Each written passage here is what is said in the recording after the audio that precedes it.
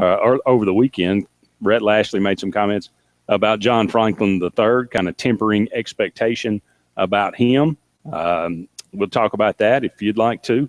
The Olympics going on. Are you watching them? I kind of enjoy the Summer Olympics. Can't get enough of the volleyball. I don't know. I'm hooked on the volleyball. The beach volleyball, indoor volleyball, it doesn't really matter. But so many of the other things that are just unusual. I believe I finally got rugby figured out. And I've kind of enjoyed watching it, even the men and the women. There's some women out there that'll hurt you, Scott. Auburn hires a new COO.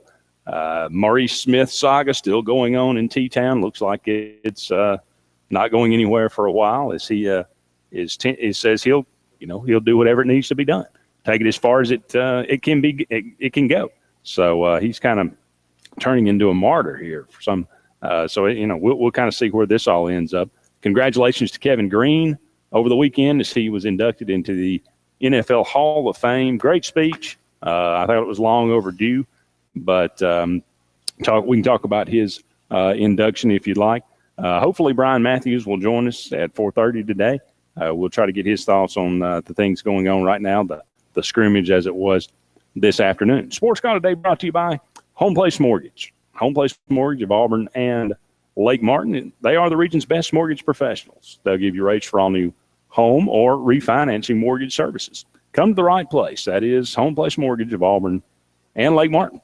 Be sure to check them out at Home Place MTG. Auburn scrimmages today, but Scott, it's been a while actually since you've been on the show with me. Glad to get your thoughts on Auburn dismisses Javon Robinson, first day of practice.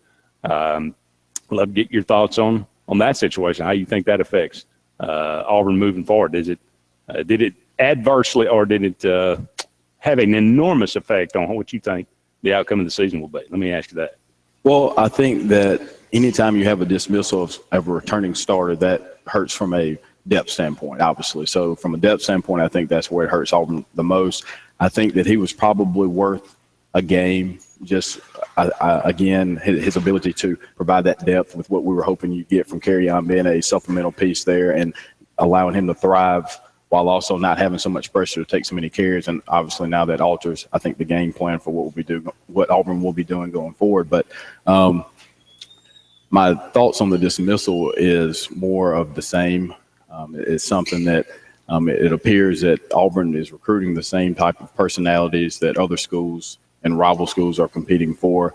But when those individuals go there, somehow they figure out a way to act straight, at least for those 4 years or 3 years. At least have the appearance of it anyway. The appearance. And so whether it's kept internally better than what happens here, that maybe that's part of it. But I think that, and Brett and I talked a little bit about it on our Saturday show, but I think that it's getting to a point to where it's almost frustrating, and the culture of the football program and how things are being done from a disciplinary standpoint need to be addressed. And so I think that the type of players that we're recruiting, this is a different style of player than what we would be recruiting 15 years ago when Tuberville was here. So I think that the way you have to handle certain situations are probably different. And so there's an enormous amount of pressure to be able to make sure that problems are being dealt with without it being public knowledge, or at least to where it hurts the program. And I think Auburn the last 7-8 years has dealt with continuous problems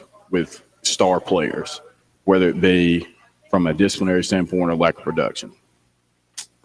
Well, it's hard to argue with that. So you think we're recruiting a slightly different type of character player now than when we did with Tuberville? Well, I just think the style of kid is different, but I don't think we're any different than anybody else. We're the Reuben like I say, it's the same kids. Yeah, the Reuben Fosters, that's one, and you hate to talk about hypotheticals, but it's hard to imagine him being as successful at Auburn as he's been at Alabama, or the potential of what he has to be here. And so that seems to be something that happens when a kid comes to Auburn that has that type of background, seems to never really work out. A la Duke Williams, or you see what I'm saying? So lack of discipline in the program. allow, and that's the key, the crux of the matter. Yes. Yeah. I think it's hard to argue with results.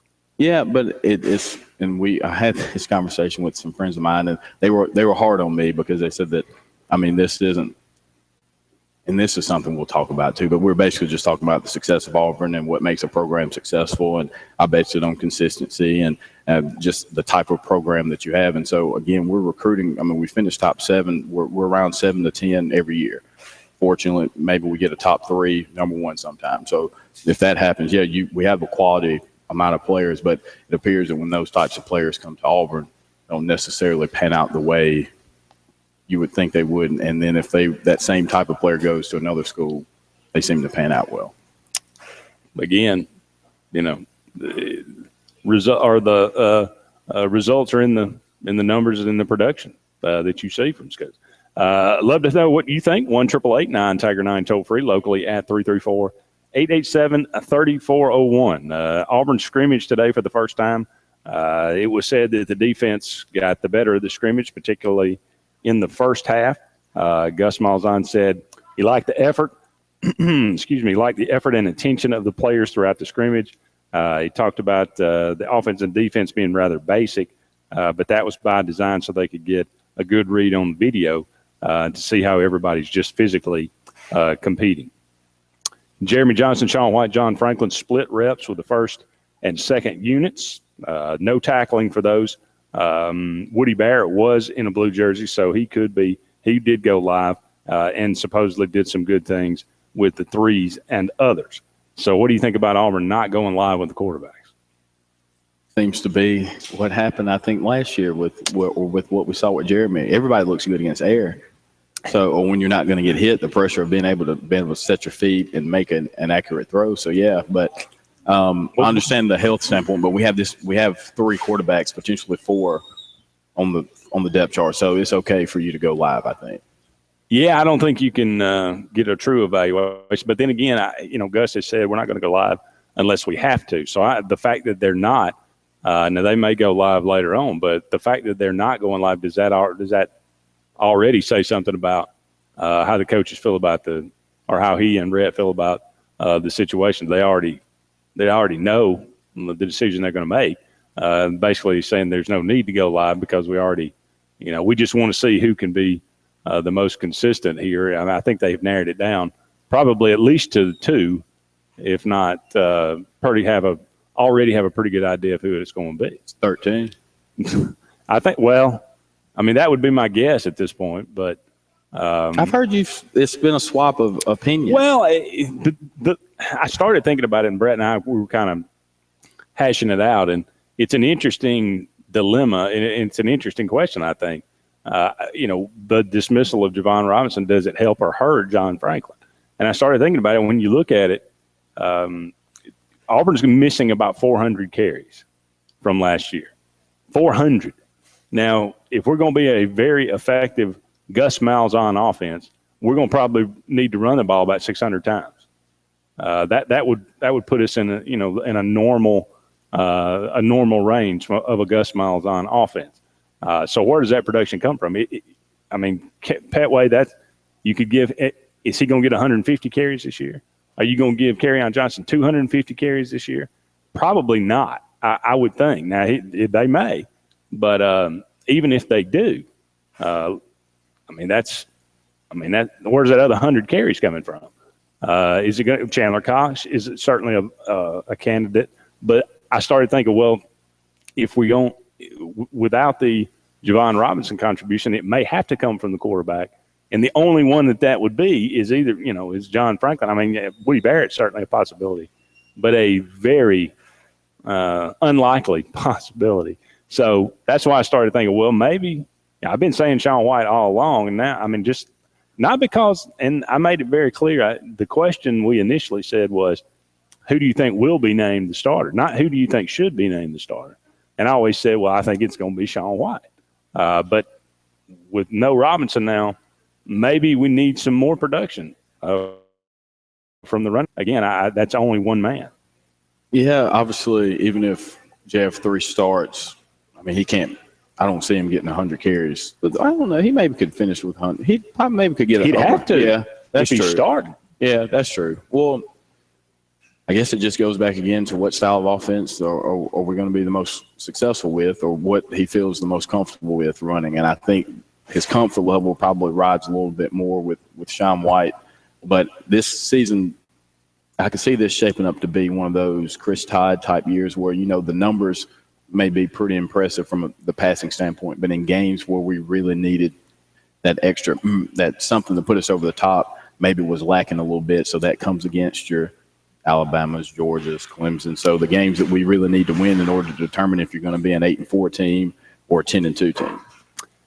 I started, and going back to 2009, I think we ran the ball about 550 times that year. That was one of the lowest. And obviously because the quarterback didn't carry the ball hardly at all. So we got very little production, but we got a lot of production through the air. We're going to need some receivers to play extremely well this year. Because if we make up the production there through the air, which is, that you can do it that way, but last year was just horrendous.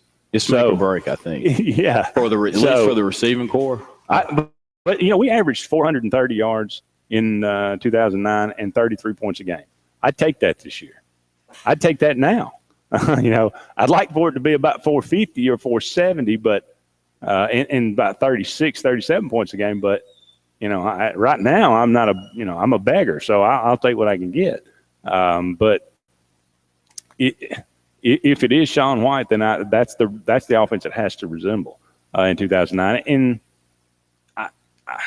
2009, I went back and looked at, we got hammered by LSU, we got hammered by Arkansas, but other than that, we were in every single game. We lost by 7 to Georgia, we lost by 5 to Alabama. We lost by 7 to Kentucky. That's the one that is kind of we kicking ourselves. We'll never forgive ourselves for. But it's just once we find out who that starter, once it's finally named, then we can start really having a conversation about, well, this is what the offense is going to have to look like, and this is where the contributors are going to have to be. So I think it'll be probably sooner than later, but we'll keep an eye on it. Up against our first break here, but we'd love to hear from you. 1-888-9-TIGER-9 toll free locally at 334-887-3401. Andy and Scott will be with you on the other side of this break. Join us right after this.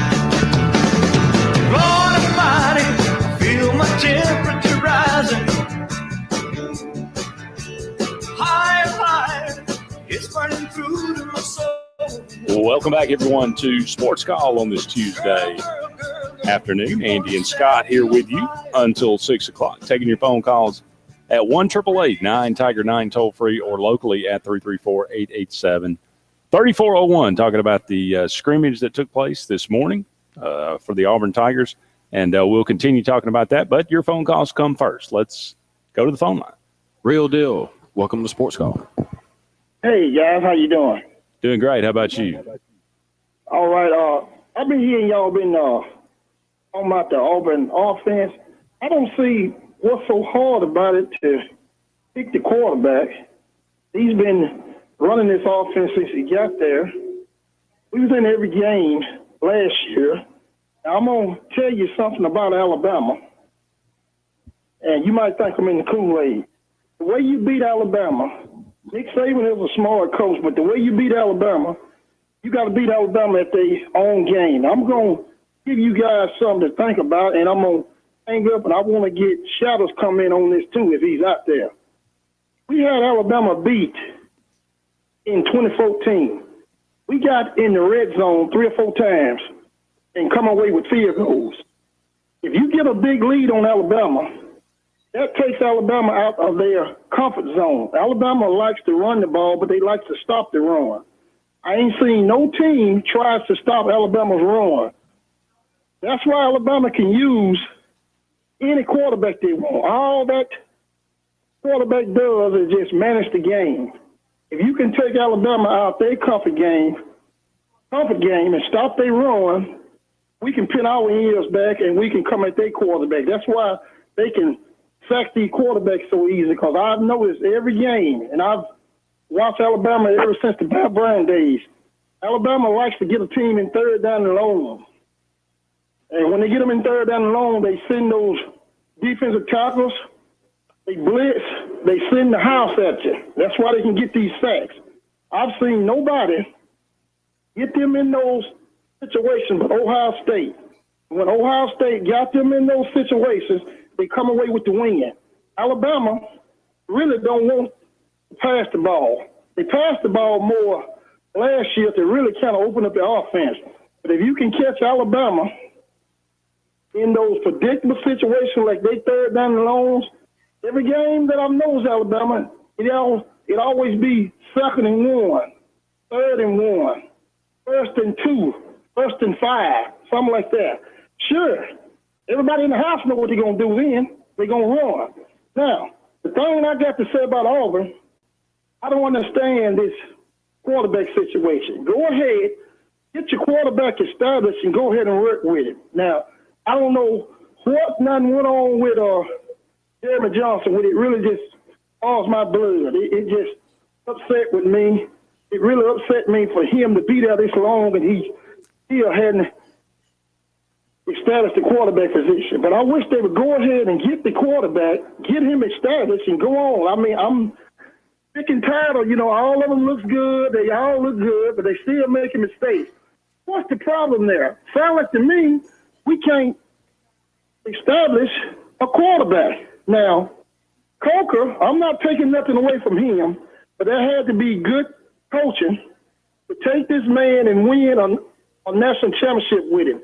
We have the players. Everybody said, well, Robinson took a big piece out of our offense, this and that. There should be some other running back there besides Johnson and other players that can run the ball. Run the offense and stop this old crap. We don't have Robinson. We this, we that. Take what you got and win with it, man. Everybody else is doing it. I'm going to hang up and get your comments and shout it. If you out there, call us, man. War Eagle. Well, thank you for the call, Real Deal. War Eagle to you too. Well, we'll take Alabama first. Number one, I think people have tried to stop their run. They're just pretty good at it. They've had one of the best offensive lines. They certainly run blocking the past 4 or 5 years, and they've had some pretty good running backs too. So everybody likes to be in 2nd and 1, and there's you throw on first down to create those kind of things. Selling out to stop the run, that's good in theory, and I certainly, I think that's I think that's something you have to do. I think that's something you have to do with pretty much everybody you play. But as far as Auburn is concerned, the quarterback, I'm kind of tired of hearing that myself about they all look good, but they're all making mistakes. I don't have any doubt that this is the whole point. We're trying to find the guy that we feel like gives us the best chance to win, and we'll go with that guy. I wouldn't expect this. I wouldn't expect it to take more than another week, to be quite honest with you. But that's just my opinion. What do you think? I think there was a lot. That was a lot to take in that call. Yeah, I'll go with. I'll just piggyback off of some of what you were saying. I think from Alabama's perspective, yeah, when you have the dominant offensive line that they have, and people have to respect the run like that, then although when you have those second and shorts, it does allow you to produce people like a Ridley or a Julio or a Cooper, because you're going to have a lot of one-on-one matchups. So it's those second and ones usually lead to big throws down the field, or third and shorts, or they can take advantage of some of those opportunities from the offensive side. Defensively, it's not so much that. I mean, they're good. I mean, that's just really it. I don't really have too much else to say about everybody being behind by big numbers changes. Yeah, I mean, if you're down 14-0 in the first quarter, that takes everybody out of their comfort zone. So it changes. But that's easier said than done. And I get it, but I think the reason Sean White will be the starter, and ultimately I think that he provides us. Oh, you're on this bandwagon. Well, this is what I'm still riding for 6, but if Sean White's supportive, it'd be the greatest story. They'd be doing a 30 for 30. I'd have to be interviewed for it. I would have to be. But Sean White provides the highest floor. And I think that's what we noticed last year when people talk about it. They said, we were in every game. You're right. He's not going to do anything to cost you the game. But, again, instead of that 8-4 you're going to get with Sean White. Well, you think he's better than Chris Todd? Or not as good?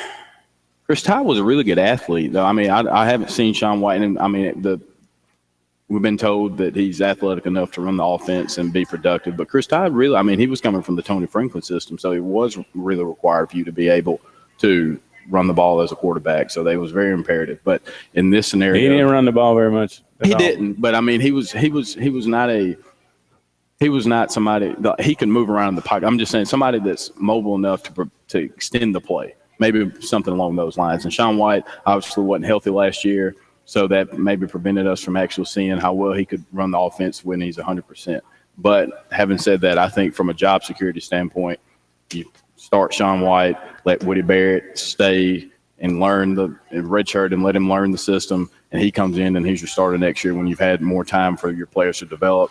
You've got the roster a little bit better equipped on the running back side, and receiver-wise, those guys are now all year in the offense. You can really put up some numbers. So clearly, if Sean White is starting, you don't foresee 10 wins. I mean, any possibility of 10 wins. No. I think John Franklin gives you the best opportunity to go 10-2, but he also provides you the best opportunity to go 5-7. So it's you got to live with that. But I did like, and I know we'll address Lashley's comments, but yeah, we haven't even talked about the last chance you either. That's just there's a lot to that as well. 1-888-9-TIGER-9 toll free locally at 334-887-3401. Hopefully when we come back, we'll be joined by Brian Matthews from auburnsports.com. Be sure to join us. More Sportscall on the way right after this.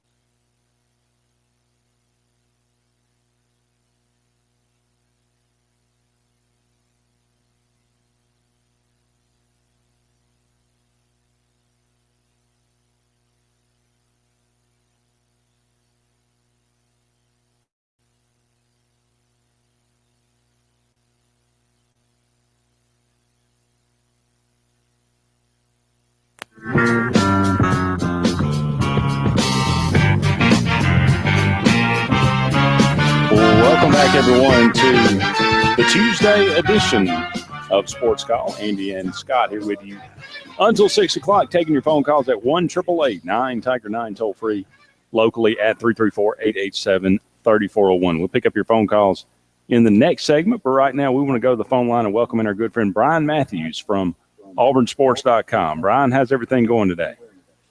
It's going pretty good. Always good to hear from you guys. Always good to talk to you. Well, Brian, the first scrimmage of the year or of fall camp for Auburn today.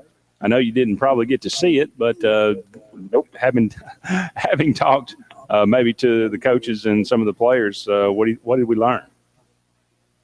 Well, it sounded like several receivers, including freshman Eli Stove, had a pretty good scrimmage. No big runs that we know of. Sounds like all three quarterbacks did a solid job. We heard Sean White probably did a little bit better than anybody else, but no real negatives among those three guys. And then defensively, I'm trying to think of who it was. Montavious Atkinson played well, the backup linebacker. Was mentioned Markel Boston, a young safety, returned the fumble for a touchdown, and Rudy Ford also had a fumble recovery. I think the biggest thing for this scrimmage was the quarterback competition. It's also very important for the young players. These next two scrimmages, this one and the one this upcoming Saturday, is the best opportunity for them to show their way to play at this level. If they can't produce in these two scrimmages, they'll probably be part of the scout team, or they'll probably be sort of put on the back burner and see if they can develop over the course of the season. Now, it was raining. Did they have this in Jordan-Hare, or did they have it in the indoor facility? They did. They had it at the stadium, and Coach Malzahn said the first part of it was during the rain, and he thought that was good for especially the offensive skill players, the quarterbacks, receivers, and running backs to deal with the wet ball, because I'm sure at some point this season they'll probably have to do that in the game. So they did do that for the first part of the scrimmage. I think it was around 108 plays. They ran ones against ones, twos against twos, and threes against three. And Coach said it was about a 60-40, 65-35 split, heavy run pass. Well, quarterback's not going live. That is, I guess, except Woody Barrett. But Right. I know Gus has said many times, we're not going to go live unless we have to. You know, I guess he feels like, that would be kind of a determining factor if it had to be. Does the fact that they're not going live, do you think that says something about the quarterback competition, that they have a pretty good idea maybe of who it's going to be? I think so. I think that is one indication. And another indication was he was asked if he definitely wanted to wait until the second scrimmage to, before naming the quarterback. He said he's not sure of that. And that tells me that it's possible it could happen this week instead. So we'll just have to wait and see. Well, we didn't get a chance to, of course, you mentioned no big runs today. How do you think, is this or what do you characterize the Robinson dismissal? I mean, on a scale of 1 to 10, are we talking about devastating? We're talking about he won't be missed. Maybe give it a 6 or 7. I mean, a week or so ago, I guess 10 days or so ago, I was thinking about Auburn's offense, and I thought it would be built around him. I thought he could be a guy that could carry it 20-plus times per game and put up some pretty good numbers in SEC. Now, I think Auburn's recruited pretty well at that position. I think Carry-On, when he's healthy, is a special player. I mean, if Carry-On was to stay healthy all season and he carries, he's capable of putting up huge numbers, I think. So it's going to be a big test for him. And I think we're going to get a heavy dose of Bubba, otherwise known as Cameron Petway. He's going to have a chance to get a lot of carries.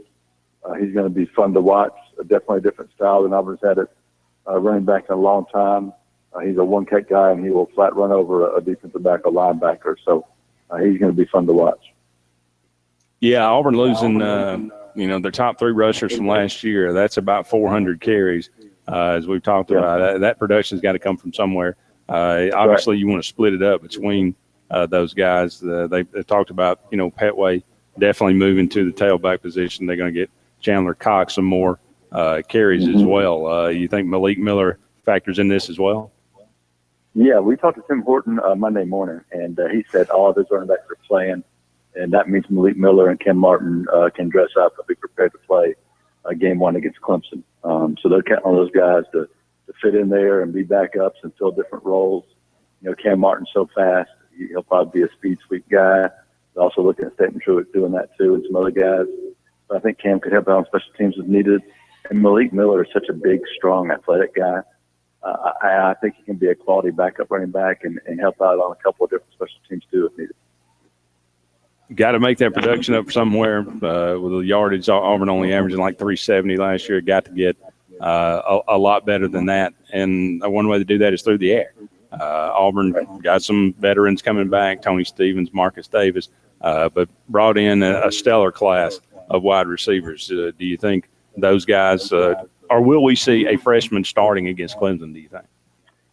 Starting, I don't think so. Playing, I definitely think so. I thought all along Kyle Davis, if he was healthy, would be playing early and eventually possibly spending how other guys develop and how it goes. But, he's out with that foot injury. They also, and he said he thought it'd be around a couple of weeks. But didn't really have a definitive timeline on that yet. But it sounds like there's a good chance he could return to practice before the season starts and give him some time to get ready. But Eli Stove, I mentioned early on, had a couple of good catches in the scrimmage. I think Nate Craig Myers has a terrific chance to play right away. And I think some other receivers that maybe we haven't talked a lot about, like Ryan Davis, true sophomore. Darius Slayton is a guy that I haven't heard much about. Redshirt freshman. He's a guy that has a whole lot of athleticism. If he can develop all the receiving skills he needs to, he could be a big play receiver. He has that type of speed and size and strength, and he definitely has that capability to be a big play guy. I don't know how long it's going to take him to develop in that, but he's certainly one to watch. And the guys we talked about before, like Jason Smith and Marcus Davis, and are going to be a big part of it. And then I think Tony Stevens, from talking to him and coaches and players, it sounds like he really has turned a corner in some respects and is ready to be a bigger contributor as a senior. Trey Williams did not participate in the scrimmage. I don't believe he's still, I guess, with a tweaked ankle is the word, or a foot problem of some sort. TJ Neal was starting at middle linebacker. Is that right? I don't know. That sounds right. It was right about Trey Williams. He was held out with his ankle, not serious. He'll be back any day now. When I've been out there, at every practice I've been to, before Trey got hurt, it was Trey and Daryl Williams were the two starters. I guess Sunday when we were out there, it was Deshaun and Daryl Williams. And I didn't ask, or I haven't heard who started at linebacker day, but TJ Neal has been right there, either the third or fourth guy, and it's certainly a guy that is battling the first starting position too, is going to play right away. Injury-wise, Jeff said that there are no injuries or there's no big health concerns coming out of the scrimmage. Everybody made it through fine, and he said that was maybe the best part of the day. Yeah, most definitely. With Stephen Davis Jr. Being declared out, they certainly don't need any more. Fatal or injuries like that. That's certainly for sure. The defensive line, one of the deepest positions on the team this year. It appears that we are going to see some freshmen definitely playing a tremendous amount this year on the defensive line. I think so. Now, I think those guys still got to earn it, so to speak, over the next week or two. But I feel like Marlon Davidson and Derek Brown are on track to be in that playing rotation at defensive tackle. Marlon could possibly start, although I think Byron Coward is finally starting to come around now and having a really good fall. And I think that's a great battle for one of those starting positions right there. But I definitely think Derek Brown is going to be a part of the playing rotation at defensive tackle. It just remains to be seen. I think Montravius Adams and Dontavius Russell are your definite two starters. Then I think it's a battle between third, fourth, and fifth guy there. You've got Deborah Lawrence, you got Maurice Swain, and then you got Derek Brown, and you got some other players like Andrew Williams. So I think Derek Brown's got a real possibility to be in the top five for sure, and maybe push for as a number 4, number 3 guy there at the tackle. Well, Brian, the Olympics going on right now in Rio. Do you care anything about the Summer Olympics? Oh, I love the Olympics. I do. I love watching the women's soccer, of course, and beach volleyball and the swimming, and I watch the women's gymnastics tonight. So, yeah, I enjoy watching. Yeah, the beach volleyball is it's interesting. Well, I mean, it's awesome. I mean, the Americans have won like 3 straight golds, and the girl whose name I do not recall, but she's won it. She's going for 4 straight, and I think she's a mother of 3, and still going strong, still one of the best in the world. So I think that's just a great story, and it's fun to watch, and fun to cheer for my country. Absolutely. I think I told Scott I finally figured out rugby. I think I actually understand. I haven't watched any rugby yet. It's men and women. It doesn't matter. I'd say they get after it. That's for sure. I'll have to check that out. Well, Brian, can you give us a little preview of auburnsports.com this week? Yeah, we're just going to continue rolling out our practice coverage. We've had a bunch of interviews. We interviewed all the assistant coaches Monday. Still got a lot of stuff we need to write from that. And we'll concentrate on some of these position battles. And I think over the next week, we'll probably have, by this time next week, I think we'll definitely have a quarterback starter. It may come in the next few days. It may come after Saturday. We'll see. But I think that's coming up fairly soon. Well, I think that would be I don't know if it'd be good news for everybody, but it would certainly be news that everybody could accept and kind of move forward from here on. So that would be good. Brian, it was good to catch up with you as always, and look forward to it next week. Always, man. Appreciate it. Thank you. Thank you. Up against the break. Don't go anywhere. More Sports Call is on the way right after this.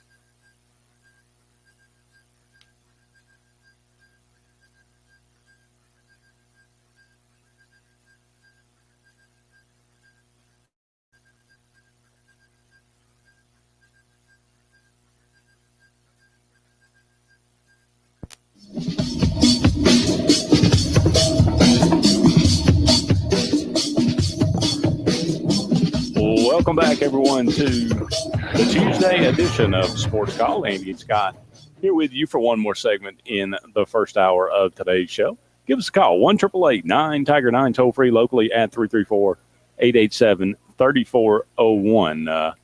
Rod Gronkowski suffers a torn tricep in practice today. I believe that's what it said. So no Tom Brady, maybe no Gronkowski. Edelman got hurt today, too. Who's that? Julian Edelman got hurt today, too. Yeah, that's right. He was a foot injury of some sort. That's tough for the Patriots. Let's go back to the phone line. Retired Steve, welcome aboard. War Eagle and good afternoon, gentlemen. War Eagle. War Eagle. Gentlemen, first, maybe a disclaimer for myself and the listening audience. I think retirement is getting to be dangerous for me. I'm reading maybe way too many articles about projections for Auburn's 2000 total football schedule here. It's not for the faint-hearted, I'll tell you that. That's for sure. I've gone on, there's one website I've been visiting, College at Magnolia. Are you familiar with them? I am. Yeah. Anyway, there is an article you may want to take a look at, written by an SB Nation blogger who goes very thoroughly detailed of all the different position categories for Auburn season for the past 3 years, and goes into detail of their players and what they think they'll do with this final. And I don't know where he comes up with these projections or win probabilities, but he has some kind of computer used. So the bottom line is his final statement is this could go in so many different directions. That sounds real promising too. And he has us winning right now, or his computer does, 6.5 wins, which obviously you can't do. But I wanted to get your thoughts on this and your take after I hang up, because I looked at our players compared to other SEC teams. We're not, like bottom feeders when it comes to talented players, at least not according to recruiting rankings and their stars. And I'm trying to make sense. Well, how can we possibly be projected these low amount of wins based on this computer and the talent that we have? I'll give you an idea. Clemson, we have a win probability of 32%. Texas A&M, probability win of 58%. LSU, 31% probability. Mississippi State, we have only 40% probability of winning. Arkansas, 52%. Ole Miss, 28% probability. Vanderbilt, 39%. Georgia, 34%. And Alabama, 15%. Given all that, he says Auburn has a 79% win probability of 5 games. At least 2 games between 20 and 34%, 3 between 40 and 58. And he says we will labor to find 6 wins, unless the offense and defense both bounce back a bit. And some of those 30 and 40% could go in Auburn's favor. So he says another wild ride is expected and more plot twists. So, guys, I'd like to get your take on how do you make sense of, our recruiting rankings, our players who are giving high. We got a bunch of 4- and 5-star players here, and it's hard for me to be objective of being as passionate as an Auburn fan to then make sense of how in the world can we be projected to win maybe no more than 6 to 7 wins. It can't be all being on the quarterback. Sure, we have more talent to, make up for any possible efficiency there. I'll hang up, guys. Thank you for your time, and War Eagle always. Thank you, Steve. We really appreciate the call. Always give us a call back whenever you get a chance. That's what I've been hearing basically from most every one of these services is about 6 wins. The over-under being about 5.5, 6.5 wins, right? 7 wins. It's been somewhere in that vicinity. The question is, how is that possible? Well, number one, there's no question that we have, as far as recruiting ranking star power is concerned, probably the 4th most talented, 5th maybe most talented team in the SEC. As far as star rankings are concerned, it seemed like Brett, he looked it up. There was an article that came out. It was like Alabama, LSU, Georgia, and maybe it was Georgia and Florida were combined, and then Auburn. I think that was it. I think that was the list. Which further makes the point about what we were talking about. What does it come down to? I mean, I keep saying, I don't know why, and find myself defending these people, but why would they think that Auburn is on that? You know, why would they see that Auburn says they'll be hard pressed to find 6 wins? Because you look at it and say, well, they got to go on the road to play Mississippi State. Hadn't beaten them in 2 years. You know, that they're playing the 2 teams that played for the national championship last year and to bookend the season. So, you know, they automatically count those as losses. We might not, and Auburn may beat them both. But from a outside perspective, when you look at that, you just automatically say, yeah, those are 2 losses. Georgia has owned Auburn. They got to go to Athens. So they say, well, that you can count that as a loss. They got to go to Ole Miss. Ole Miss won 10 games last year. They beat Auburn last year. You can count that as a loss. So, I mean, you know, I understand why they see that. They look at Auburn's schedule and they see that, because you look at the trouble that they had with quarterback last year. Now, same guys, and we're still trying to, you know, what are we doing? In their minds, they're looking at it and saying, well, what is he just, you know, he's throwing darts at the dartboard to try to pick the starter at quarterback. I mean, does it really matter who gets the starting job? So I don't know. I'm not saying any of that stuff's true. I'm just trying to put myself in that person's position. Logical fans, maybe not the ones. I mean, because there was a time in my life where I would have just followed you and said we were going 10-2. It didn't matter who's back there. This is why we can do it. Blah blah blah blah blah. When Auburn's expected to do badly, they figure out a way to come up from the ground and do something miraculous. So that's what, and it's true. It is, yeah, to some degree, but I just can't see it, Andy. I think that 8-4 would be a really realistic expectation level for Auburn. And I think that if you play well, I just want to see us play well in those games that you mentioned. The Clemsons, the LSUs, the Ole Misses, the Georgias, Alabama. In particular, those Georgia, LSU, Alabama, your 3 biggest rivals who since 2010, maybe you're like 6-9 against them, and you really only succeeded because of the greatest player. I mean, I hate saying it like that, but you have to just put it when you start doing badly, it's easier to put things in perspective. Joe Friday, just the facts, man.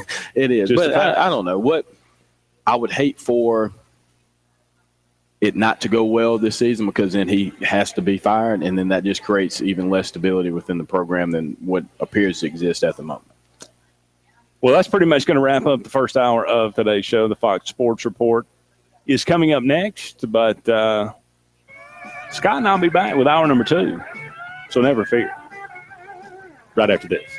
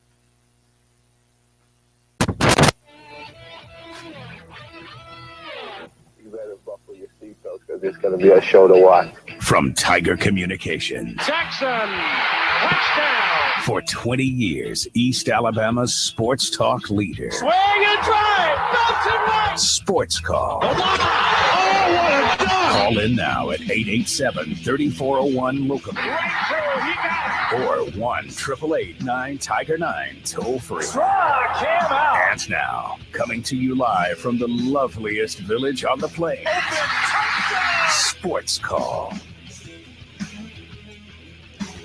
Hello again, everyone, and welcome back to Sports Call on this Tuesday afternoon. Andy Graham and Scott Hardy here with you for one more hour in today's show. Love to hear from you. 1-888-9-TIGER-9 toll free locally at 334-887-3401. Talking about the scrimmage that took place earlier today in Jordan-Hare Stadium.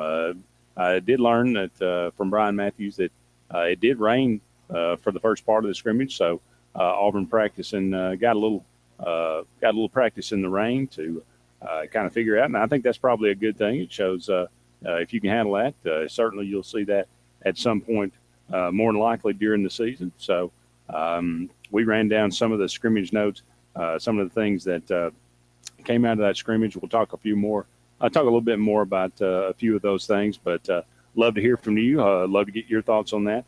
Some interesting phone calls in the first hour as well. We were talking about just as we were going to break, yet another. You probably just don't need to read a lot of national publications this year because it's only going to serve it to. I don't know. It may motivate you to think, you're going to really back Auburn. It may make you mad to think, oh well, this team can win certainly 9 or 10 games or something like that. But most everybody out there figures Auburn is about a 6-win team. That's what the SEC media picked Auburn at about. What were they? 6th or 5th in the West? 6th? 5th. 5th in the West. So, wait a minute. Who would it have been? It would have been Alabama, LSU. I think they had A&M and Arkansas above us, so we were 6th, with Mississippi State being 7th, I believe. So that's not where any of us want to be. But the question was posed, and it's a legitimate question: how is that possible with the talent that Auburn has on this roster? And it's lack of development, it's mismanagement.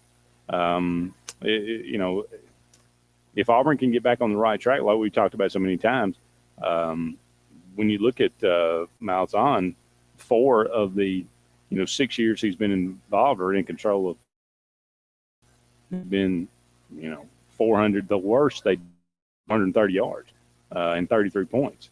I don't really count 2011 because again, the handcuffs were on, and then last year was just terrible. So though that seems last year seems to be the exception. You would figure if the Auburn can get back on track, Gus hadn't forgotten how to coach offense, so the defense has got the potential to be a lot better this year. So will it be? I don't know, but those are the kind of things that lead you to believe that more than 6 wins is certainly possible. We'll have to kind of wait and see what happens, but it is a difficult schedule, and not many people are giving Auburn much credit or much chance this year. Yeah, and it's easy to do so. Same way it was coming off of 2012. Now, granted, last year was not 2012, but how badly it kind of ended toward the season, and not necessarily from the scores, but just how the team finished off record-wise. And I can see the sentiment behind it, mainly because Auburn hasn't really done anything in the offseason either for me to think that, something's going to change. And so, again, I think the most pressure is going to be on Gus Malzahn. Now, I know Rhett Lash is offensive coordinator, yada, yada, whatever, but the person who is in control of this offense is Gus Malzahn, who ultimately will probably make the decision on who's going to start at quarterback. And again, I think that the ceiling is a little higher if you bring in somebody like John Franklin, but Sean White gets you in every game, and so that's all you can really ask for, because some things happen defensively for you, get a couple extra possessions, and you never know what could occur. So I think from just a win-loss total may not be happy with 7-5, 8-4, but I think that prevents the wheels from falling off if it's John Franklin III. If it doesn't go well. Gus Malzahn said it was good getting to see live punting and coverage and all these different things. He said, asked about the competition for the starting punting job. He said it's still open, so Auburn may have that's what we're really worried about, the punting competition, to see who actually gets to be the punter. But didn't give any indication he would be ready to name a starter at quarterback. Have another scrimmage this weekend. Sean White threw a touchdown pass to Marcus Davis. Jeremy Johnson hit Ryan Davis on a long pass play down at the goal line and then scored on a keeper. John Franklin threw a short pass to Jason Smith, who took it the distance for a touchdown. That'll be a lot of that. Yeah, that's not. I mean, that's good, but if you're throwing it short, that seems to be his forte. He did throw a pick six, I believe. John Franklin threw a pick six to Markel Boston as well during the scrimmage. So Cameron Petway weighing in at 240 pounds. Do you think he is a viable tailback in the SEC? No, but I think he could be a poor man's Eric Smith, kind of one of those players. You think he could be an Anthony Dixon from Mississippi State several years ago? You don't think he could be that good? I mean, he was on He's good rosters. Yeah, I mean, he was a bull. I don't know. I really haven't envisioned him in that role, but I mean, he's going to have to be. What if he's the leading rusher for Auburn? He could be at the end of the year. He could be Heath Evans. Is that? I mean, what's Auburn's record if Cameron Petway is the leading rusher for 4-8? Is it that bad? Yeah, it's terrible. It will beat Vandy. I told you that'll be our SEC win. So who has to be the leading rusher for Auburn to have a good season? Carry-on or John Franklin? I think John Franklin. I don't know. That's tough. But maybe if Sean White could get you between 300 and 500 yards rushing, that's a lot. Man, if he could get you 300 yards rushing, Sean White. Sean White could get you 300. If he could do somewhere. Kyle Frazier ran for 300 yards, I think, in 2011. He ran for his life, too. Yes, he did. But he still, I mean, it's possible. Yeah, but but that's what he was supposed to be when he came in, which that goes back again from the developmental standpoint. If you really look at the quarterbacks that we've had, Chris Todd wasn't developed by Gus, and Cam definitely wasn't developed by Gus. You had Clint Mosley and Barrett Trotter, and those guys, they kind of failed in 2011. 2012 was a quarterback of his. 13 wasn't developed by Gus, and 14, he had another year with him, but Jeremy Johnson was supposed to be the one and didn't really pan out that well. So I'm a little worried about my boy Woody Barrett. I mean, I hope that trend doesn't continue. Yeah, me too. Tight end looks to be actually a position of some interest this year that it may actually be used. Landon Rice looks like he will definitely play. Jalen Harris is much improved in his sophomore season. So Auburn went with two guys. They may be playing H-back. They may be playing tight end. They'll be bouncing back and forth. It's the same same concept, but it'll be nice to actually be able to use that position, and have somewhat of a Jay Prosh type Chandler Cox. I mean, Tim Horton compared Chandler Cox to Peyton Hillis.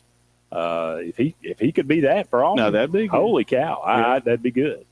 Go ahead. I didn't mean. Well, no, I'm just thinking now about where we are as going into the season, about how we're going to have to adjust to our personnel, and with Gus. I'm just thinking, one of the pluses of him coming in was he was touted as somebody who could alter or cater his offense to his personnel. So we're going to see now how successful that really is. But at Tulsa, he wasn't necessarily going against top 5 defenses every week. So that changes everything. I mean, between Ole Miss, LSU, and Alabama, you're going to face 3 of the top 12 defense, and I'm not going to say in the country, but 2 of the top 10 for sure, and the top 3 defenses in the conference. So it's going to be tough, I think, for us to be successful from a Auburn standpoint, or what we would consider successful based on what our roster is at the moment. But again, maybe some players like Nate Craig Myers or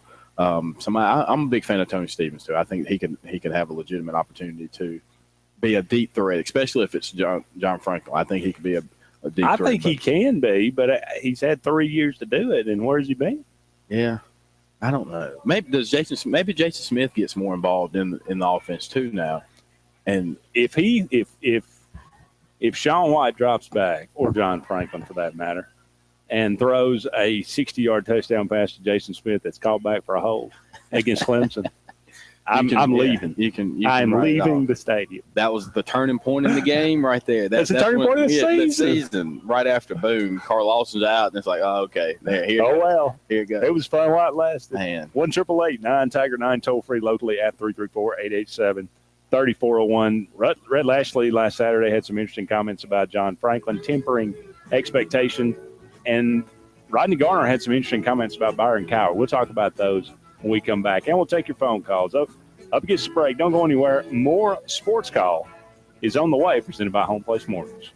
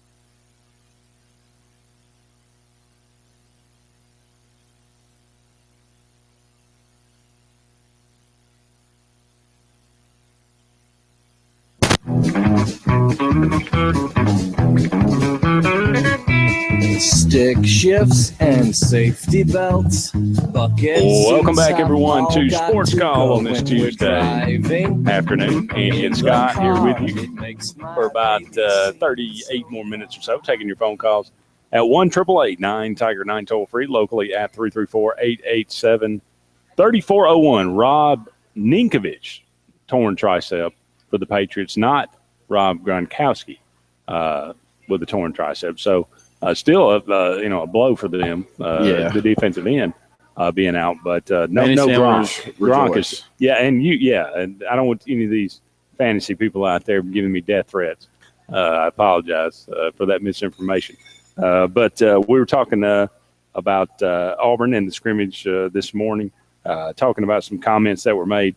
You mentioned again, we haven't talked in quite a while, but the last chance the John Franklin. I purposely have not watched it, although I have a good idea from everybody else of what exactly was portrayed on that. Anyway, Rhett Lashley went on to say on Saturday he was talking about expectations, and he said, "I have no idea." He was talking about, they asked him if he had seen it. He said no, but he went on to say, "I just hope everyone is fair to him with expectations, because we put so much hype and expectations because we need something to talk about. If you are the guy, great. If you're not the guy right away, that doesn't mean you failed." And he said, compared him, he's like a true freshman, and he did the whole spiel that everybody else has been talking about for 6 months. Well, he didn't even start. He didn't start at Florida State. He didn't play at Florida State. He didn't start at junior college and all this kind of stuff. So do you read into those comments to say, well, okay, so it's between Jeremy and Sean? Well, I'm just glad to see that Jeremy's in the race. But with Frank, but all jokes aside, it was we had the opportunity to talk to some of the coaching staff from East Mississippi when they were recruiting a kid from Alexander City at Benjamin Rose High School, and that was one of the first things that they talked about was, he's a tremendous athlete, somebody that with the ball in his hands can do wonders, but he didn't really fit the role that they were asking him to be because of the style of offense they ran, and he wasn't starting. So, and if you watch it, by this point, most fans who have seen or at least heard about it, he really, without the injury of Wyatt, whatever his name was, that was part of the quarterback there. The Wyatt kid. He, without an injury to him, he doesn't get in. And the game that he did explode again, it was only for a half, and it was against the worst team. And they got in a fight after. And they got into a fight afterwards. So, I don't really know what to say to that, other than I think he is a tremendous athlete. That is, you can see that he's SEC talent for sure. Would he be good at Georgia Tech? That probably would be a good fit for him. Yeah, if he could throw the ball 7-10 times a game, take a couple. They throw the ball more than that. Yeah, Nick did that in 2013. Well, Arkansas, I think we threw the ball about 7 or 8 times. I think Nick was a magician with that offense. He really understood how to run the read option, and that takes more than just being athletic. Knowing how to read it and making it your own. But I just don't see us being a team that could rely. Anyway, going just for the last chance, you saying that, I think that it shed a light on the community college environment and how it happens and how loosey-goosey it can be. And really, it was. When you recruit kids from there, you better know what you get. Yeah, and I thought that, Brett being somebody who's been with the community college system for quite some time, and I was asking him why would it never work in Alabama, and he said, well, that's, nobody, you don't want to have to deal with that. And so, but I thought it would be a good, source of talent for a lot of the kids we have in Alabama, and it could be a feeder program, potentially for Auburn, Alabama, whoever it may be. But as a whole, I thought it was a well-done documentary, but it highlights what type of character person that we have. But we do have a caller. Okay. Casey, welcome to Sports Call. Hey, guys, it's Casey from Montgomery. Have they been talking about who's going to be playing the tight end slot so far? Jalen Harris and the freshman Landon Rice. Okay. I was just kind of curious because, I really think that, I called, I think it was like 2 weeks ago. I think Sean White's it, guys. I think that, hopefully we're going to see that he gets most of the reps from here on out. There's also been a rumor today that, they're pretty much going to go with Sean White. I don't know how much credence it goes with or how much credibility it has, but well, wouldn't it be interesting to see, like, no matter what is the quarterback, in the pros, how, like, Peyton Manning will go, like, it'll be like sometimes the solo guy in the backfield, and he'll have a tight end down and 4 wide receivers. Kind of like when he had Dallas Clark. Right. Wouldn't it be interesting to see that if we got Sean, too, to open up, like, kind of the passing game, because you can actually have vertical routes and use that tight end to get open in the seams. I'm just kind of curious, I think that, I said I don't think we're going to have a really good season, but, if we don't get creative on offense, and I was wondering, what you guys thought. What if we see this first whole thing, what you guys' opinion on how, the season's going to go would be. Thanks, guys. Appreciate the call, Casey. I think you're exactly right. If it is Sean, though, we're going to have to throw. I think we're going to have to throw the ball on first down. We got to get out of this mindset of it's fullback dive or it's tailback dive on first down. That just is not going. That's just not going to cut it. You got to involve the tight end, and that's the other thing. We do have a lot of talent, and you might have lost a workhorse type tailback. Now I don't know, Cameron Petway. He may be that guy. He may be kind of a workhorse guy, but you got to spread it out. You got to have Kerryon Johnson's got to get touches. Cameron Petway's got to get touches. Chandler Cott's got to get touches. Stanton Truitt's got to get touches. Cameron Martin's got to get touches. Is the loss of Rock Thomas even more like? I don't miss Rock a bit. Okay, I really don't. No production from him, essentially. Yeah, I agree. I don't. How can I miss something I never had? That's true. That's just the way I look at it. Now, other people might say, yeah, it's a huge loss, and maybe he regrets leaving now because he would have had a better row.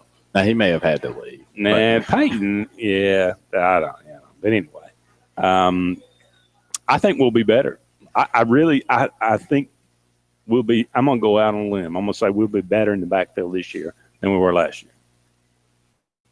Honestly, I think we've got more versatility. I think we've Does that include the quarterback position or no? Let's hold off on that. let's say behind the quarterback. Okay.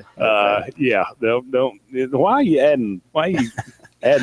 Making me add logic to my?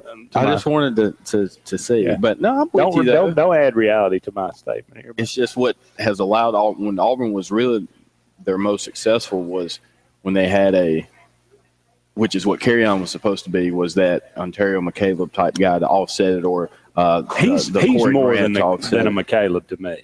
No, yeah, he's a complete back. I'm not. I just don't think he never really had to carry the ball 25, 30 times a game, and so I don't think that's something you would really want him to do. And so if Auburn's averaging 45, 50, what would be a good number? What do we typically would average rushing attempts a game? A game? Probably, I don't know, 40, 50 maybe. So if we're getting 45 rushes a game, if he needs 30 touches, I think. Now or at least 25, 30 touches a game, he needs 18 to 22 carries a game. So somewhere in there, and I think that if you can offset that with with Petway or somebody along those lines, especially along the goal line where we seem to be inept and ability to just get in the end zone instead of getting so trickery with it. But I think that this will be an opportunity for the power rushing attack, which is really what this offense is. The rushing game is that. It's a power running attack. I think you could exploit that, but I just don't see – I think Sean White would have to get 300 plus, and he needs to probably throw for about 35. Yeah, if we're getting to where Gus wants to and we're running the true hurry-up, no huddle, and we want to get to 85 plays, that's – If we run for 50 carries a game, that means we're throwing for 35. So, I guess if we're hitting 75 plays a game, that's still probably 40-20. Yeah, 40-30. But you got to get the receivers involved, like you said. And you got to spread it out. Auburn's at its best when you don't have just one guy, especially, when we've been terrible those years, we've had one guy have maybe 700 yards receiving or about that. Nobody else does, has anywhere close to plus, 400 plus. So we got to spread the ball around. Got to get everybody involved, and that has a whole lot to do with the coach and being creative and being efficient with the offense. 1-888-9-TIGER-9 toll free locally at 334-887-3401. Sports Call today brought to you by Lee Marketing Group. From logo design and branding to ad placement, LMG can handle it all. For ease of time, cutting edge, results driven marketing campaigns, think Lee Marketing Group, your comprehensive marketing solution. Check them out at leemarketing.net. We'll be back right after this.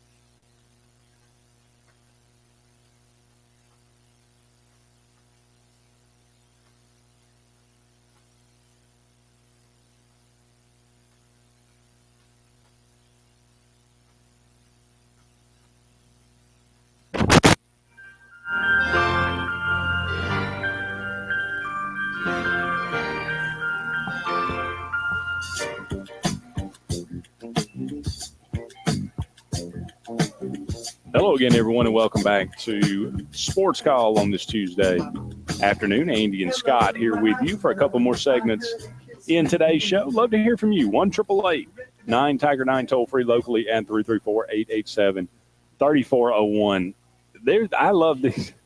I love this comment because this is about as honest as it gets from Rodney Garner, and this is exactly what I saw last year on the field. Talking about Byron Cowart, of course, number one recruit by some services in the entire country, not just defensive, but overall recruit in the country. He comes in with great expectations. Last year, 6 tackles on the year. That's a total. And, just obviously doesn't really factor in much at all last year. But apparently, in practice, it was – they were seeing this on a daily basis. Rodney Garner said Cowart's teammates, were flat dominating him. And I ain't talking about good players dominating him, said Garner. Anybody that was willing to line up, beat him down. We had guys when Byron got out there, they were jumping up in line. Walk-ons were going, he's a 5-star? So that's exactly what I saw last year. I mean, I said this a long time. We were watching Auburn versus San Jose State, and I was, sitting next to a former Auburn player, and we were talking about it, and he said, I don't know. I mean, he said, this guy is getting dominated by a tight end from Jose State. So, I mean, this is exactly what I was seeing last year. He's saying walk-ons were dominating and lining up to go against him.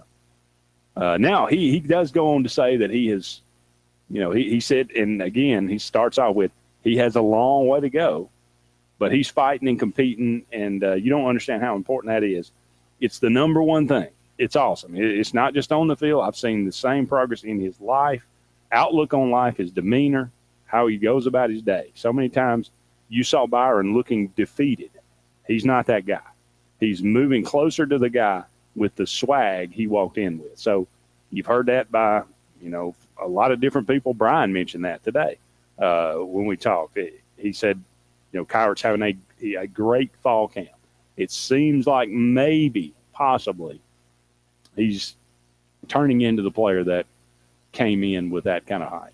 Well, I think that I'm not even going to address how, what I was saying earlier in the first hour about how these types of players, when we get them, they don't tend to really develop or pan out to be what they are touted to be as we recruit them. Having said that, he should succeed. If Carl Lawson is healthy, he should have an outstanding year. And if Russell and Adams do what they're supposed to do, he should have a heck of a year. So the pressure's off of him to be the guy that comes in and has to be the savior, yada, yada, yada. That doesn't need to be that. Just give me 7 tackles maybe.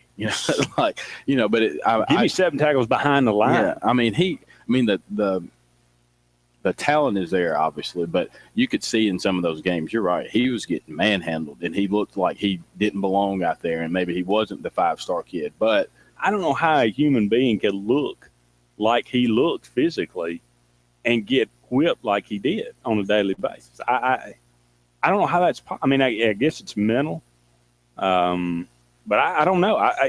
You just hardly don't ever see a guy – there's usually reasons for it. A guy that comes in with that kind of credential, and again, he looked in the weight room. It's like, Randy always says, you want him getting off the bus first. He looks like that guy, and he looked like that guy last year. But I don't know. Usually you look at that and say, well, the guy's lazy. But they never said he was lazy. It didn't seem like work ethic was ever a problem for him. I don't know what. That's what I kept saying. Maybe he's just not that good. But then again, I sat there and watched him whip a bunch of high school guys at these elite camps, and I saw film on him. I watched him, and he was really good. Maybe he's that proverbial, in baseball, like they say, a 4A player. He can't make that transition to the next level. But maybe he's doing that now. And if he does, if we get something out of Byron Cowart defensively, my goodness, that's going to be gravy this year. Well, I think too, you look back at his recruiting process with what dealt with him and everything that was involved from the schools, and I think coming in as the number one player, as you said, not just from the defensive side, but just overall player in the country for many recruiting services, the expectation level for him to be an immediate contributor, I think, was understood, or at least be somebody who was going to be able to grasp it soon enough to say, all right, he's on the cusp of being somebody we could legitimately play and it not be a liability for us. And instead of that, when he was out there, he was definitely a liability. Now, granted, there were a lot of liabilities out there on the defensive side, but I think that the expectation level was what it was for him. So now you've had a year under your belt. I think he did get good tutelage. I think having Muschamp as a coach for a year helped. I know a lot of people may not have liked Muschamp per se and how things happened with him leaving, but I think that they got some good coaching from those guys, especially to people in the secondary. I think that we have a legitimate opportunity to see some good progress on the defensive side of the ball. We better. That'll take us to the phone call or to the phone lines. Real deal. Welcome back. Hey, I'm calling back. I wish I could shake you guys' hand now because you finally made some comments that sound for real. That you said about old Rock Thomas. I never liked it to Rock because he, spin too much, and he wasn't a consistent running back. And that kid y'all talking about, Byron Cox, the 5-star? Byron Coward. Steve Spurrier once said about those 5-star recruits, he said years ago, now I'm not going to tip my age to y'all, but I remember Spurrier way back there when he was with Duke. Steve Spurrier said a recruit is as good as another coach's opinion. So, I mean, he might have been good at the high school level, but, you guys have finally made some good comments now, man. Now you're talking. Whoa, you. I appreciate it. Thanks, real deal. Yeah, where you been, Scott? I mean, what have you been doing for an hour? Well, my bad. Finally got real. I appreciate it. Yeah.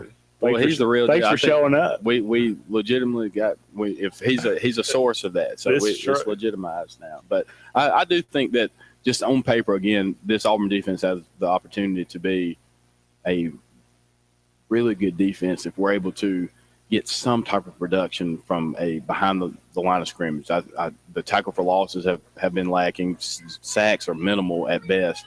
We had 54 tackles for loss last year. I mean, there's kids who have that. The number 40 defense in the country had 95. Okay. Where did we? 65-ish? I think we finished somewhere around in there. Okay. 50, high 50s, low 60s, somewhere around there. Whoa.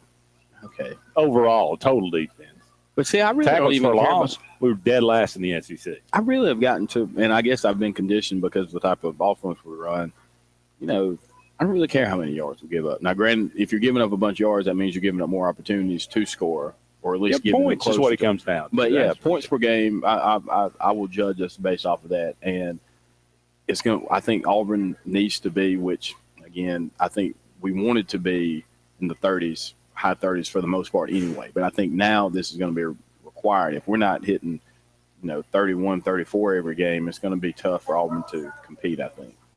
Well, everybody keeps saying that, and I brought that up a couple, I think last week we were talking about it, and I broke down the numbers a little bit. Everybody keeps saying we got a chance to be better, and I've said that. I said that today. We got a chance to be better, a lot better defensively. Well, why is that? Why we got a chance to be better? Well, when you really look at it, Carl Lawson last year had 17 tackles. Montrevious Adams had, I think, 2 or 3 tackles for loss. Those two guys, I mean, if they can actually – and I know they're better than that. I mean, obviously, Carl, if he plays an entire season, he's going to have a good year. Montrevious, if he can actually live up and do what he's – if Devereaux Lawrence can actually continue and play consistently, those guys could have, 40, 50 tackles and, 10 tackles for loss. You throw in Amari Swain, who's up over 300 pounds now. You throw in a, Derek Brown, who is just have you seen the pictures on that guy? I saw. Wow, he's a man child. Yeah. And speaking of Xavier Dampier, he looks like he looks like who was that guy that the black guy that the wrestler on WWF. The guy he was about 6 feet wide. John Henry, was that John Henry? Yeah. His arms are about that big right now. It's easy to see why they feel comfortable, having him as a starter. I mean, it was all about just having a guy that was more comfortable being that center and everything that goes into it with the mental side of it. You look at Xavier Denver physically, he's a fire hydrant. I think he's going to be fine. But anyway, that's kind of beside the point. But we can be a lot better because a lot of the guys that we look at and say these are the most talented guys haven't been very productive. We just need them to be productive. You don't have to be superstars. Just be what you're capable of being. And we've got so much depth. That's why we've got a chance to be better defensively. Up against the break here, one final segment on the Tuesday Sports Call when we come back right after this.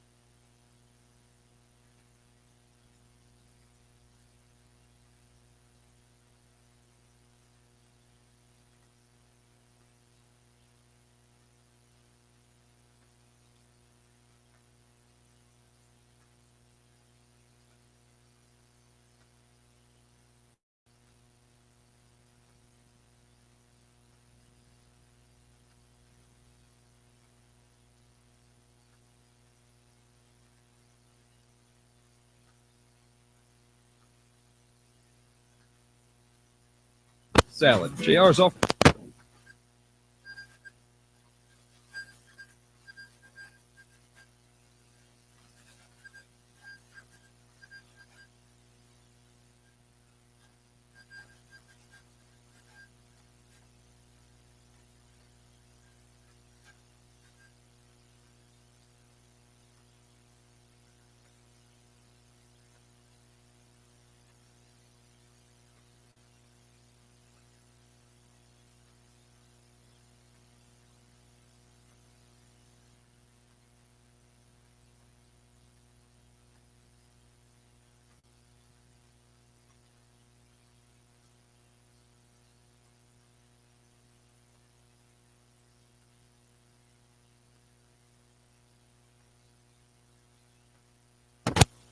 you could keep on because the force has got a lot of power.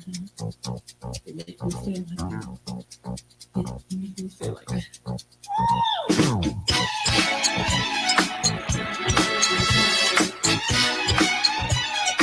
Welcome back, everyone, to the final segment of the Tuesday Sports Call. Andy and Scott taking you home to 6 o'clock.